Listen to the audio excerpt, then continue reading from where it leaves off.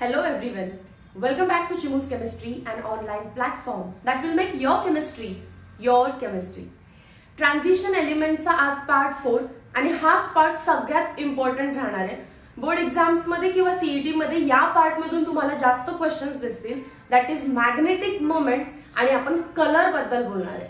Magnetic moment बद्दल किंवा magnetic properties बद्दल आपण सॉलिड स्टेट मध्ये पण काही जनरल गोष्टी डिस्कस केलेल्या आहेत. त्या पहिल्या थोड्याशा रिवाइज करून घेऊया. मॅग्नेटिक मटेरियल्स मध्ये मटेरियल 3 टाइपचे असू शकतात. डायमॅग्नेटिक,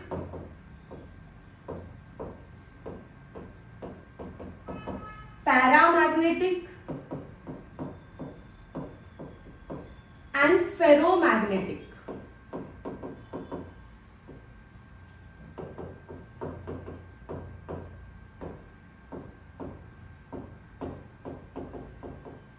इवन आपल्याला हे माहिती आहे, इफ द इलेक्ट्रॉन्स किंवा if all the electrons are paired, if all electrons are paired, then the material is said to be diamagnetic in nature. If there is at least one unpaired electron, if there is at least one unpaired electron, then the material or substance is said to be paramagnetic.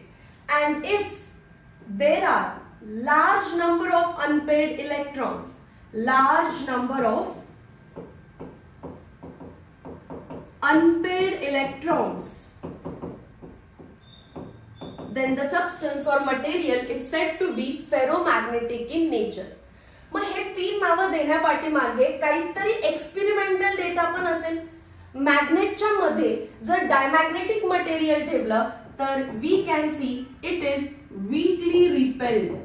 Diamagnetic substances are weakly repelled in external magnetic field, but paramagnetic material are weakly attracted in external magnetic field. Why they are attracted? Because they have unpaired electron.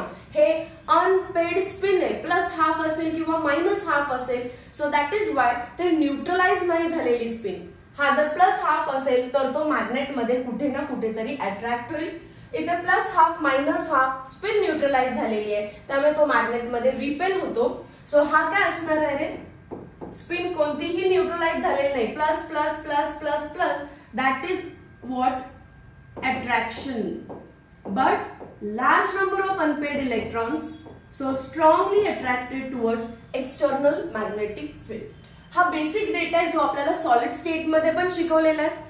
So magnetic material 3 टाइपचे असतात, diamagnetic, paramagnetic, ferromagnetic. माहिती असणाऱ्या गोष्टी आपण लिहून घेतलेल्या आहेत. Transition in transition मध्ये ते आपल्याला विचारतील, गिवन कॅटायन किंवा गिवन ट्रान्झिशन मेटल डायमॅग्नेटिक आहे की पॅरामॅग्नेटिक आहे. बऱ्याच वेळी फेरोवरती क्वेश्चन नाही येणार आहे तुम्हाला, डाय आणि पॅरा मध्ये आपल्याला चूज करायचंय. सो क्वेश्चन्स कसे असतात एकदा बघा. ट्राय दिस.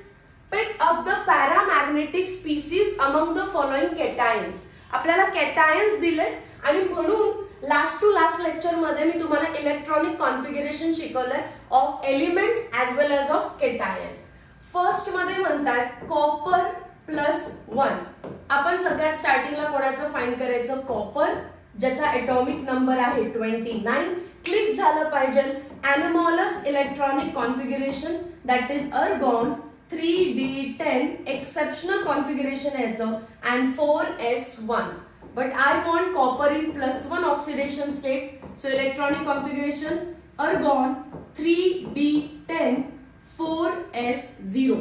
जर तुम्ही 3d ऑर्बिटल बघितलं, कोणत्या ऑर्बिटल मधले इलेक्ट्रॉन्स बघायचे आपल्याला, 3d. 3d मध्ये 10 इलेक्ट्रॉन्स आहेत. So all are paired 1 2 3 4 5. D मध्ये 5 ऑर्बिटल असतात. सो 6th वन पेअर करेल 7 8 9 10. All paired electrons. That is why Cu+1 is diamagnetic in nature, weakly repelled in external magnetic field. Simple आहे. So just तुम्हाला electronic configuration part पाहिजे, जी की video lecture number 2 मध्ये व्यवस्थित शिकवलेली आहे. नेक्स्ट क्वेश्चन है Fe+3. Question number 2. Fe+3. पण आधी आपण Fe बद्दल लिहायचं. Fe चा एटॉमिक नंबर आठवत नसेल तर ती लाईन सांगितली आहे. सचिनने टीनाला विचारले कलर म्हणजे फक्त 26 सिक्स्थ फिंगरवर आलं म्हणजे एटॉमिक नंबर आहे 26. नोबल गॅस अर्गॉनच असणार आहे, पुढे 3Dच असणार आहे, त्याच्या पुढे 4s असणार आहे. डी वरती 6 लिहायचंय, एस वरती 2 लिहायचंय. एस वरती ऑलवेज 2 आणि डी वरती काय लिहितो आपण, जो काही एटॉमिक नंबरचा एंड आहे तो. But they want Fe+3. 3 electrons remove करा. आउटर मोस्ट मधून आधी 2 गेले 0 आणि यातला एक जाणार आता. So 3d5. न ऑर्बिटल डायग्राम ड्रॉ करता पण इमॅजिन झालं पाहिजे आपल्याला. डी मध्ये 5 ऑर्बिटल असतात राईट, आणि 3d काय सांगता येते 5 म्हणजे 5 अनपेअर्ड इलेक्ट्रॉन्स असणार. All 5 unpaired electrons. सो हे खरं तर फेरोमॅग्नेटिझम आहे because large number of unpaired electrons. बघा इथे जर एक अनपेड किंवा 2 अनपेड 3 अनपेड असतील तरी मी पॅरा म्हणू शकते. 4 अनपेड असतील तरी मी पॅरा म्हणू शकते. 5 अनपेड असतील तरी मी पॅरा म्हणू शकते. पण त्याला एक नवीन नाव दिलं फेरोमॅग्नेटिक. बट या चॅप्टर मध्ये तुम्ही पॅराला फेरोमॅग्नेटिक म्हटला तरी चालेल, कारण इथे पॅरामॅग्नेटिझम का विचारतात बिकॉज कोणामध्ये अनपेड इलेक्ट्रॉन आहेत. If there are large number of unpaired electron it is called as ferromagnetic, but ferromagnetic substances are also paramagnetic. Unpaired electron असेल तर मी त्याला पॅरामॅग्नेटिक पण म्हणू शकते. नेक्स्ट चला Ni+2.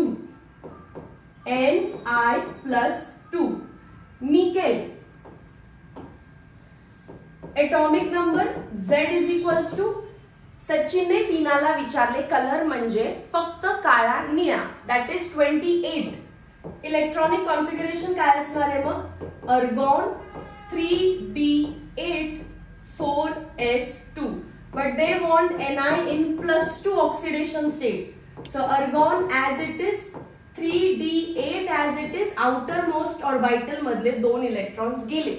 इमॅजिन करा 3d8. D8 केस आहे, मी बाजूला डायग्राम ड्रॉ करते. 1 2 3 4 5. 3d8 पहिले 5 अनपेड असतील. 6 पासून पेरिंग चालू, 7 ने पेअर केलं, 8 ने पेअर केलं. There are how many unpaired electrons, number of unpaired electrons is equals to 2. हे पण फाइंड करता आलं पाहिजे. नंबर ऑफ अनपेड इलेक्ट्रॉन्स किती आहे तिथे, n is equals to 5. 5 unpaired electrons. याच्यामध्ये number of unpaired electrons is equals to 0. मग आता सांगा if there are 2 unpaired electrons तर मग मॅग्नेटिझम काय असणार आहे, पॅरामॅग्नेटिक. मॅग्नेटिझम काय असणार आहे, पॅरामॅग्नेटिक. किती सिंपल आहे मॅग्नेटिझम फाइंड करणं, whether it is diamagnetic, paramagnetic की फेरोमॅग्नेटिक. जरी आन्सर फेरोमॅग्नेटिक आलं बट ऑप्शन मध्ये नसेल then you can tick paramagnetic, काही प्रॉब्लेम नाही. लक्षात येतं. चलो Zn+2. प्रॅक्टिस इतकी असली पाहिजे की कधी कधी फक्त मॉलिक्यूल बघून समजायला हवं की Zn+2 काय असणार आहे, डायमॅग्नेटिक इन नेचर. Zn+2 काय असणार आहे, डायमॅग्नेटिक इन नेचर. कसं काय डायमॅग्नेटिक असणार आहे, तर Zn झिंक सगळ्यात आउटर म्हणजे 3d10 वाला एलिमेंट आहे हा. झिंकचा एटॉमिक नंबर आहे 30. So it will be 3d10 4s2. If Zn+2 विचारतायत 3d10 as it is, 4s मधून 2 इलेक्ट्रॉन्स गेलेत. इफ d10 फुल्ली फिल्ड आहे तर it is diamagnetic in nature. Inert gas लिहायचा राहिलेला आहे, तो लिहून घेते इथे वरती. इनर्ट गॅस कोण असतो, अर्गॉन 3d10 4s2. इथे पण अर्गॉन 3d10. Zn+2 असल्यामुळे आउटर मोस्ट मधून 2 इलेक्ट्रॉन्स गेले. डी कम्प्लिटली फिल्ड आहे, diamagnetic in nature. कॅडमियम+2. Next question आहे 5th वन, कॅडमियम+2. आणि 6th क्वेश्चन आहे पॅलेडियम+2. आता कॅडमियम आणि पॅलेडियम नेक्स्ट सिरीज मध्ये गेले. हे पहिले जे 4 एक्झाम्पल आहेत हे 3D सिरीजचे आहेत, पण कॅडमियम आणि पॅलेडियम हे 4D सिरीजचे एलिमेंट आहेत. सो त्याचा एटॉमिक नंबर पण आपण लर्न करून घेतलेला आहे. कॅडमियम ते कसं लक्षात ठेवायचं बघा, 48. आपल्याला माहिती आहे 3D सिरीजचा लास्ट एलिमेंट झिंक आहे आणि त्याच्याच खाली बरोबर कॅडमियम प्रेझेंट आहे.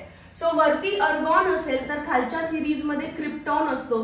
3D असेल तर इकडे काय असणार आहे 4D आणि 4s असेल तर इथे काय असणार आहे 5s. आणि दोघेही लास्ट एलिमेंट आहेत प्रत्येक सिरीजचे, त्या सिरीजचे. तर 5s2 असणार आहे आणि 3D 4D10 असणार आहे. आता त्यामध्ये आपल्याला ते म्हणताय कॅडमियम +2 साठी इलेक्ट्रॉनिक कॉन्फिगरेशन काय असेल. क्रिप्टॉन ऍज इट इज राहील 4D10 कारण आउटर मोस्ट 5s मधून 2 इलेक्ट्रॉन्स गेले. बट 4D10 म्हणजेच all electrons are paired and nature of CD+2 is dimagnetic. Similarly palladium +2 सुद्धा 4D सिरीजचा पार्ट आहे. त्याचा एटॉमिक नंबर आहे Z=46. सो याच्यामध्ये पण असणार आहे क्रिप्टॉन म्हणजे किती झाले 36 आणि 10च लागणार आहे. सो 4D मध्ये 10 आणि 5s मध्ये 0. ही त्याची ओरिजिनल इलेक्ट्रॉनिक कॉन्फिगरेशन आहे. आता PD+2 बोलले, पॅलेडियम +2 करताना काय होणार, s मध्ये तर इलेक्ट्रॉन्स नाहीयेतच आहे. 4D मध्ये 8 होतात आणि 5s 0. 4D मध्ये 1 electron, 1 2 3 4 5 6 7 8. Number of unpaired electrons 2. That is why PD+2 is paramagnetic in nature. फक्त लक्षात ठेवलं मी, या झाडाचे निंबू मोहनने टाकले, रुचारोहन पॅडीने. सो ते 8th फिंगर वरती येतं 4D सिरीजच्या. मग आपण एटॉमिक नंबर पण लर्न केलेले. एटॉमिक नंबर स्टार्ट कुठे होतं त्याचा 39 40 41 42 43 44 45 46. सो तो 46 आहे. क्रिप्टॉन लिहिलं, क्रिप्टॉन नंतर 4D सिरीज आहे. सो 4D आणि परत 5s लिहिलं. पण क्रिप्टॉन स्वतः 36 आहे म्हणजे D मध्ये 10 इलेक्ट्रॉन भरले की मग आपलं काम संपलं. ठीक आहे. आणि उरलेले ऍड करून घ्यायचे असतात. पण 36 + 10 46 म्हणून s मध्ये 0. परत PD+2 मध्ये 2 इलेक्ट्रॉन्स रिमूव्ह केले, 4D 8 झाले. 4D 8 म्हणजे number of unpaired electrons are 2. Hence nature is paramagnetic. So then this is how तुम्हाला मॅग्नेटिझम वरती न्यूमेरिकल येणार आहे. कॅटायन दिला जाईल आणि मग ते तुम्हाला विचारतात सबस्टन्स डायमॅग्नेटिक आहे की पॅरामॅग्नेटिक आहे. इलेक्ट्रॉनिक कॉन्फिगरेशन व्यवस्थित लिहिता आली पाहिजे, एलिमेंटची ऍज वेल एज त्याच्या कॅटायनची. 3D मध्ये अनपेड इलेक्ट्रॉन आहेत का बघायचे. जर 3D सिरीज असेल तर 3D पहा. लास्टचे 2 4D सिरीज मध्ये आलेले, त्यामुळे मी D मध्ये पर्टिक्युलरली अनपेड इलेक्ट्रॉन असतील तर पॅरामॅग्नेटिक म्हणतीये आणि ऑल पेड इलेक्ट्रॉन्स असतील तर it becomes diamagnetic in nature. त्यानंतर न्यूमेरिकल विचारू शकतात आपल्याला calculate spin only magnetic moment. But हा फॉर्म्युला फक्त आणि फक्त 3D सिरीजच्या एलिमेंट साठी यूज करायचा. का हे पुढे जाऊन तुम्हाला क्लिअर होईल. फॉर्म्युला बघा मॅग्नेटिक मोमेंट काढण्याचा. म्यू म्हणजेच मॅग्नेटिक मोमेंट. आता आपण काय केलं लास्ट स्लाइड मध्ये, क्वालिटेटिव्हली सांगितलं मॅग्नेटिझम आहे की नाहीये, डायमॅग्नेटिक आहे की पॅरामॅग्नेटिक आहे. बट एकदा तुम्हाला समजलं की आहे मॅग्नेटिझम आहे, it is attracted by magnet that is paramagnetic आहे, तर किती युनिट्सने तो पॅरामॅग्नेटिक आहे म्हणजेच क्वांटिटी काढण्यासाठी magnetic moment is equals to √n into bracket n+2 bm म्हणजे त्याचे युनिट आहे bore मॅग्नेटॉन.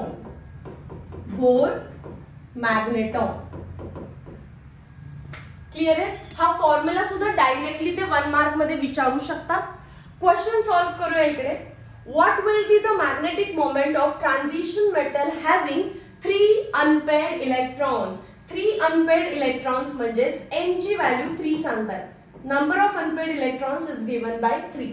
So magnetic moment is equals to √3 into bracket 3 + 2 Bohr magneton that is equals to √3 into 5, 3 + 2 5. So under root किती झालं ते 15. Imagine करा under route 16 असतं तर answer असता 4. 15 आहे, सो आन्सर असणार आहे 3.89 वगैरे काहीतरी, समथिंग नियरली इक्वल. 4 च्या पेक्षा कमी व्हॅल्यू लिहायची आहे. मग मी 3.9 पण लिहू शकते. 3.89 is also nearly equal to 3.9. Nearly equal आहे, ठीक आहे. ऑप्शन्स बघा.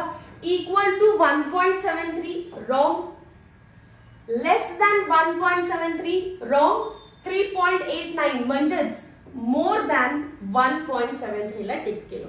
Okay. Next, magnetic moment are determined experimentally in solution और इन सॉलिड स्टेट. म्हणजेच लिक्विड किंवा सॉलिड स्टेट मध्ये त्या सबस्टन्स असेल, लिक्विड किंवा सॉलिड स्टेट मध्ये तो सबस्टन्स असेल तर तुम्ही त्याचा स्पिन ओनली मॅग्नेटिक मोमेंट काढू शकता, कॅल्क्युलेट करू शकता. where the central metal atom is hydrated or bonded to ligands. Main part है MCQ साठी, solution or solid state. A slight difference in the calculated and observed value of magnetic moment can be noticed. Calculation ने जे answer आलेले आहे तुमचं आणि originally experiment करून जे आलेलं आहे त्याच्यामध्ये स्लाइट डिफरन्स असणार आहे. ते डिफरन्सेस आपल्याला इथे दिले बघा. स्कॅन्डियम +3, तुम्हाला अनपेड इलेक्ट्रॉन्स फाइंड करता येतात. चेक करा, अनपेड इलेक्ट्रॉन 0 आहेत आणि त्यामुळे मॅग्नेटिक मोमेंट पण काय झालेली आहे 0. पण जर कधी नंबर ऑफ अनपेड इलेक्ट्रॉन 1 आलं तर मॅग्नेटिक मोमेंट 1 पॉइंट मध्ये असते. ऑब्झर्व करा व्यवस्थित. त्याच्यानंतर जर कधी मॅग्नेटिक मोमेंट 2 आलं तर आन्सर 2 पॉइंट मध्ये. कधी 3 मध्ये आलं तर आन्सर 3 पॉइंट मध्ये. जर अनपेड इलेक्ट्रॉन कधी 4 आले तर आन्सर 4 पॉइंट मध्ये. जर मॅग्नेटिक मोमेंट कधी 5 आला तर आन्सर 5 पॉइंट मध्ये. आणि 5 च्या वरती अनपेड इलेक्ट्रॉन जाणारच नाही कारण 5 नंतर पेरिंग चालू होतं. सो परत 4 3 2 1 होणार आहे. मग कॅल्क्युलेशन्स करण्यापूर्वीच जर एमसीक्यू टिक करायचा असेल तर आपल्याला करता येतो. नंबर ऑफ अनपेड इलेक्ट्रॉन्स जितके आहेत तितक्या पॉइंट मध्ये 1 असेल तर 1.2 असेल तर 2.3 असेल तर 3.4 असेल तर 4.5 असेल तर 5 पॉइंट मध्ये त्याची कॅल्क्युलेटेड मॅग्नेटिक मोमेंट सांगता येते. पण एक्सपेरिमेंट जे काय करतो आपण त्याच्यामध्ये थोड्याशा व्हॅल्यूज चेंज होऊ शकतात. बट आपल्याला हे लर्नच करायचं नाहीये, आपल्याला कॅल्क्युलेशन वाला पार्टच दाखवायचा आहे त्यांना. ठीक आहे. सो एक खूप सुंदरशी हिंट आता तुमच्या समोर आलेली. स्टार्ट करा. एक क्वेश्चन दिला त्यांनी आपल्याला. Calculate spin only magnetic moment of, very important word, divalent. Divalent म्हणजे +2, व्हॅलन्सी 2 म्हणजेच 2, कॅटायन म्हणजे प्लस. डायव्हॅलंट म्हणजे 2, कॅटायन म्हणजे plus. So +2 element having atomic number 27. कोणाचे? सचिनने टीनाला विचारले. कलर म्हणजे फक्त काळा, कोबाल्ट. सो कोबाल्टचा एटॉमिक नंबर आहे 27. असं लिहून घेऊया आपण. कोबाल्ट एटॉमिक नंबर आहे 27. इलेक्ट्रॉनिक कॉन्फिगरेशन होईल त्याची अर्गॉन 3d7 4s2.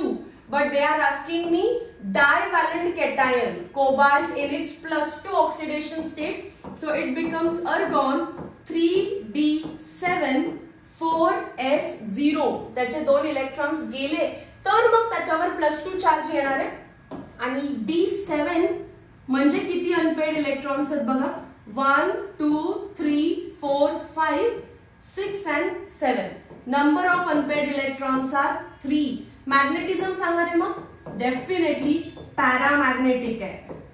जर पॅरामॅग्नेटिक असतील तर मॅग्नेटिक मोमेंट काढता येते. Magnetic moment is equals to √n into bracket n + 2 Bohr magneton. That is equals to √3 into bracket 3 + 2. That is equals to √3 into 3 + 2 5. So again it becomes 15 and again त्याचा answer काय असणार आहे मग 3.89 च्या around. आणि ते पण मला इथेच बघून कळालं असतं, परत कॅल्क्युलेट करायची गरज नसती. जर नंबर ऑफ अनपेड इलेक्ट्रॉन्स 3 आहे तर आन्सर 3 पॉइंट मध्ये येणार आहे. क्लिअर आहे. सिंपल कॅल्क्युलेशन्स आहे. फार इम्पॉर्टंट पॉइंट आहे आणि मॅग्नेटिक मोमेंट वरती बोर्ड एक्झाम्स मध्ये पक्का 1 मार्क मध्ये एमसीक्यू किंवा ते आन्सर इन 1 सेंटेन्स मध्ये तुम्हाला क्वेश्चन दिसेल. Correct formula is μ is equals to √n into bracket n + 2 Bohr magneton. second and third transition series, orbital angular moment is significant. Therefore, simply spin only formula is not useful and more complicated equation have to be employed to determine the magnetic moment. आपल्याकडे 3D series आहे, 4D series आहे, 5D series आहे, 6D series आहे, पण आपण या 12th स्टँडर्डच्या lesson मध्ये जास्त डिस्कस केलेली नाहीये. 3D सिरीज मध्ये स्पिन ओनली मॅग्नेटिक मोमेंट असतं, ज्याचा फॉर्म्युला आहे mu is equals to under root n into bracket n+2 volt magneton. पण ह्या ज्या दोन सिरीज आहेत उरलेल्या 4D आणि 5D, त्याच्यामध्ये orbital magnetic moment plus spin only magnetic moment आहे. And that is why formula अजून मोठा होतो. तर तो फॉर्म्युला आपल्या सिलेबस मध्ये नाहीये, या वर्षी नाहीये. And that is Y 3D आणि 4D चं आपण ऑर्बिटल किंवा स्पिन ओनली मॅग्नेटिक मोमेंट काढणार नाहीये.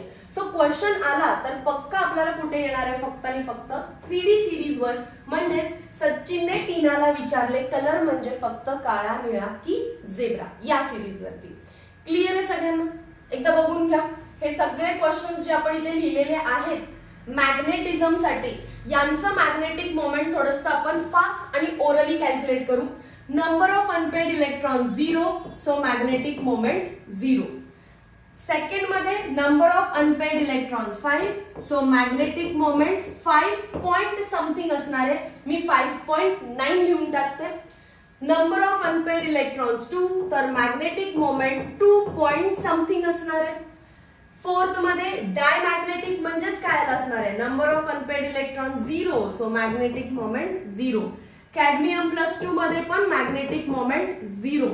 पॅलेडियम +2, number of unpaired electrons 2, so magnetic moment 2 point something.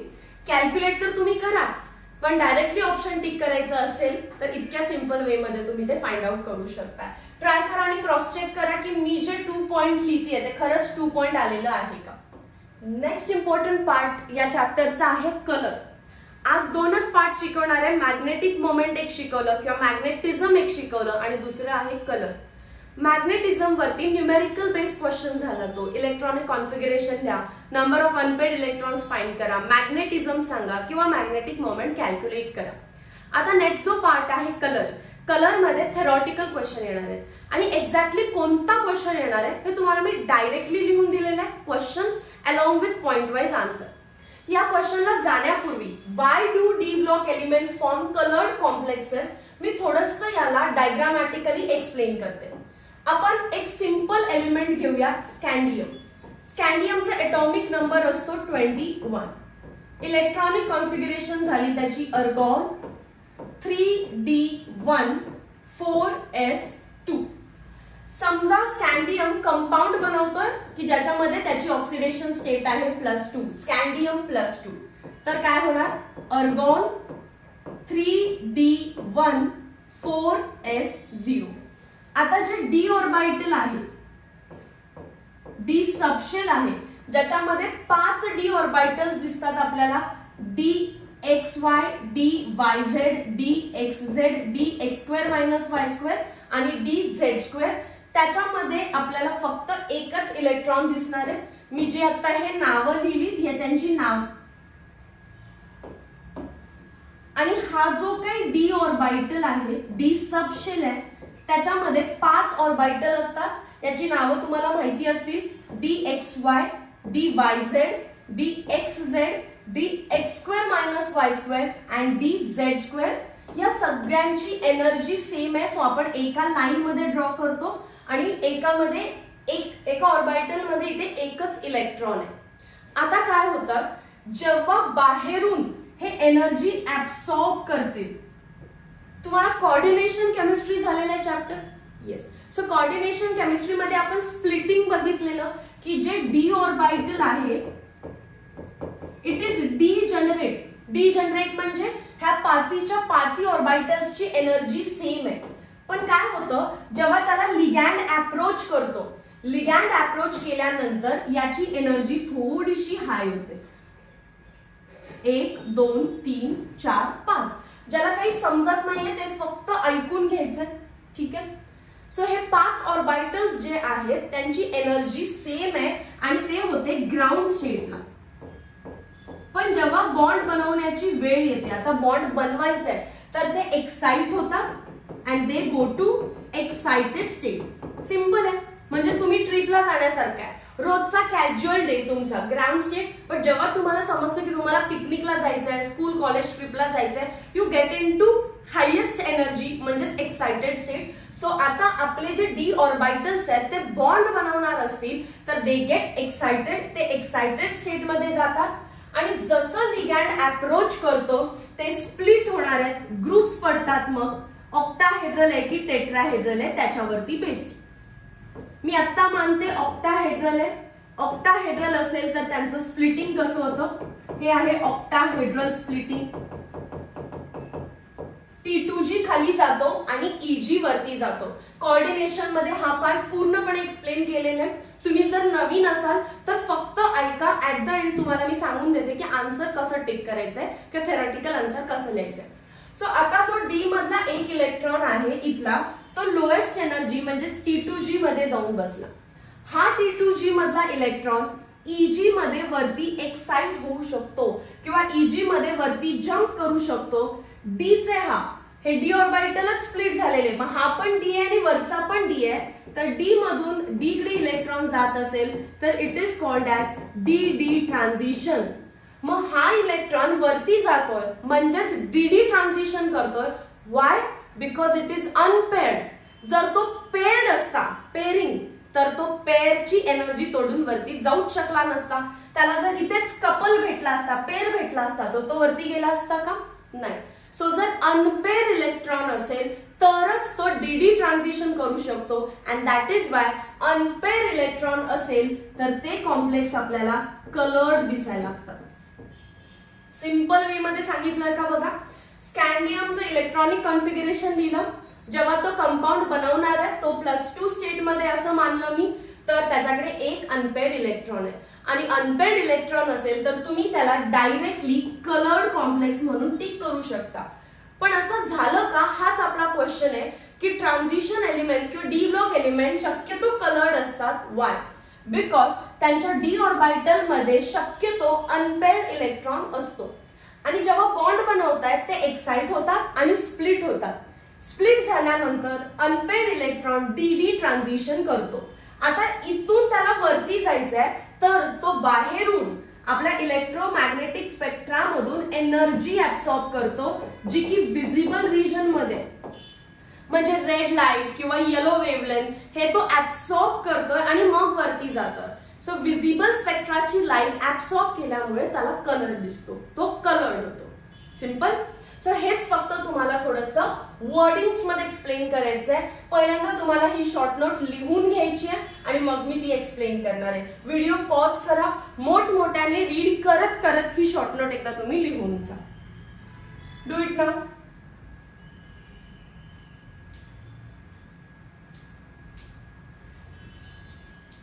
I hope it's done. Why do D block elements form colored complexes? The ionic or covalent compound formed by transition elements are colored. Transition elements चा कुठलाही compound, मग तो ionic असू दे किंवा covalent असू दे, शक्यतो ते coloured आहेत. This is due to presence of one or more unpaired electron in n-1 d orbital. याला एकत्र लिहा. ठीक आहे, याला हायलाइट करा आणि हे सेंटेन्स जर तुमच्या आन्सर मध्ये असेल तर तुम्हाला पक्का मार्क्स भेटणार आहे. हे कलर्ड का झाला?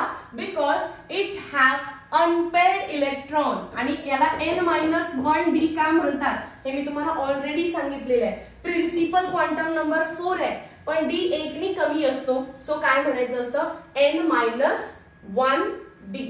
So this is due to, हे कलर का आहे? Due to presence of one or more unpaired electrons in n-1 d orbital. The transition elements have incompletely filled n-1 d orbital. आणि आपल्याला माहिती आहे ट्रान्झिशन एलिमेंटची डेफिनेशनच तर अशी आहे, incompletely filled d. Incompletely filled d म्हणजे ट्रान्झिशन मध्ये अनपेड इलेक्ट्रॉन असणारच आहे. The energy required to promote one or more electrons within the d orbitals involving dd transition is very low.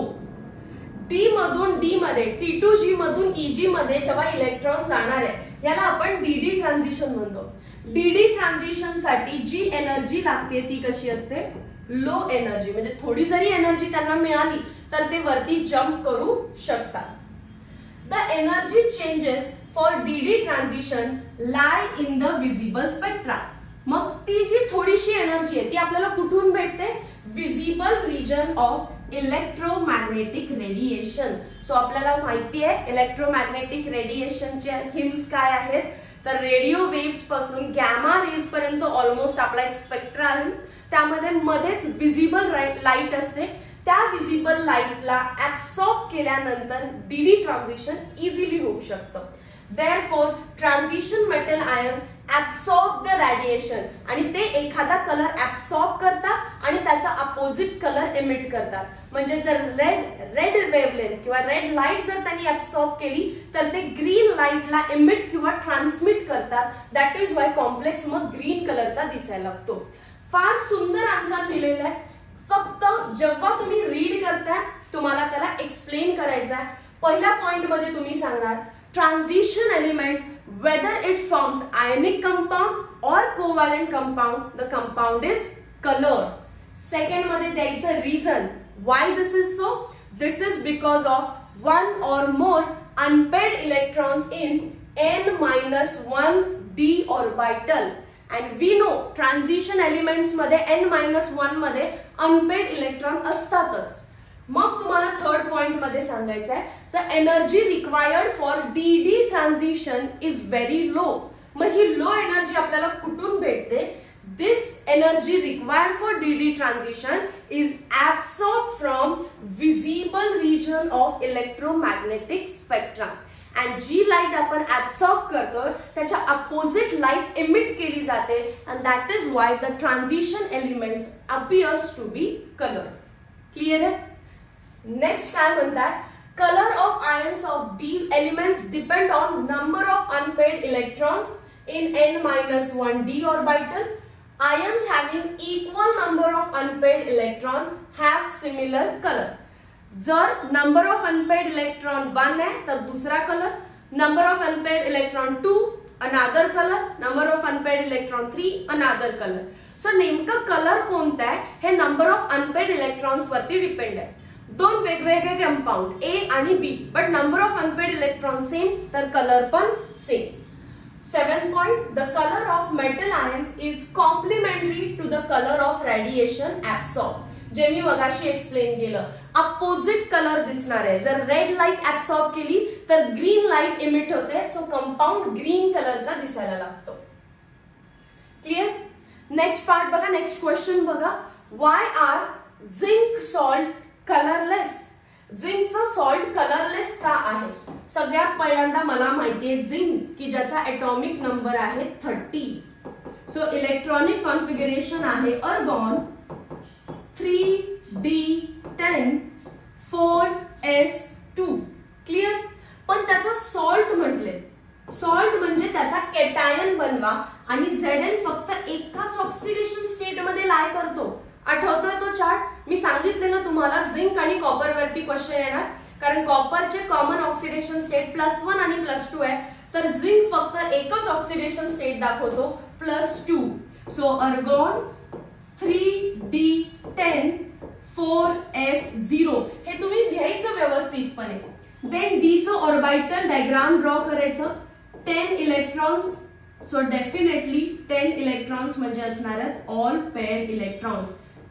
मग तुम्ही म्हणा the 3d orbital of zinc shows all paired electrons.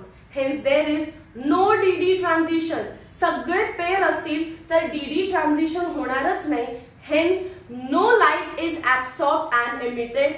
The compound becomes or the salt becomes colorless. तेच लिहिलं असणार आहे. एकदा read करूया.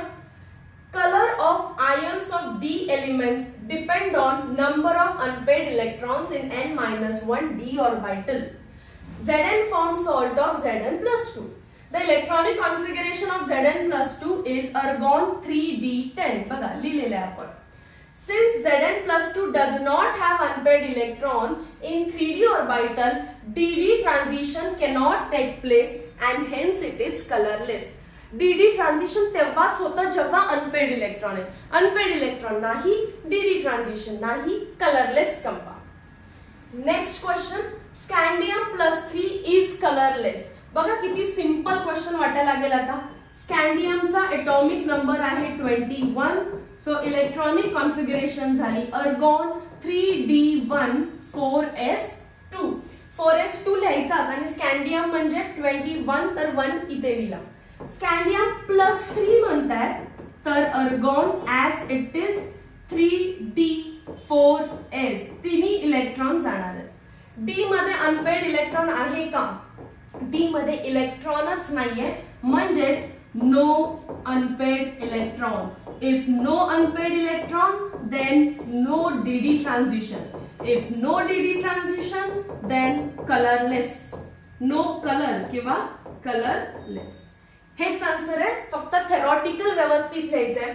Color of ions of d block elements depend on number of unpaired electrons in n-1 d orbital. Electronic configuration of scandium plus 3 is argon 3d10 4s0. Since scandium plus 3 does not have unpaired electron in 3d orbital, dd transition does not take place and scandium plus 3 is colorless. Same answer, काही change केलेला नाहीये. आता जे complementary colour वाला part होता, last point आपल्या main आन्सरचा, ते म्हटले की विजिबल स्पेक्ट्रा मधली लाईट. विजिबल स्पेक्ट्रा म्हणजे विबग्योर, आपला रेनबो कलर. विबग्योर मधली लाईट ऍब्सॉर्ब होते आणि अपोजिट कलर हा ट्रान्समिट झालेला असतो. ठीक आहे. म्हणजे जर रेड लाईट ऍब्सॉर्ब केली तर ग्रीन लाईट इमिट होताना दिसेल, व्हायलेट ऍब्सॉर्ब केली तर येलो, ऑरेंज केली तर ब्ल्यू अँड व्हाईस वर्सा. काही इम्पॉर्टंट थिंग्स दिलेत बघा. Let us know how color of transition ion depends on ligand and geometry. आतापर्यंत काय बघितलं आपण? Color of the transition elements depend on number of unpaired electron. पहिला काय शिकवलं आपल्याला? Depends on number of unpaired electrons. म्हणजेच dd transition. पण not only on number of unpaired electron, it also depend on ligand. कोणत्या लिगॅन्ड सोबत bond बनवलाय. And also it depend upon the geometry. Coordination number 4 आहे की 6 आहे. जॉमेट्री म्हणजेच काय? तो टेट्राहेड्रल आहे की ऑक्टाहेड्रल आहे. आता आधी तुम्ही कोऑर्डिनेशन कंपाऊंड्स केलाय, त्यामुळे हे वर्ड्स तुम्हाला फॅमिलियर आहेत. लिगॅन्ड काय आहे किंवा जॉमेट्री काय आहे.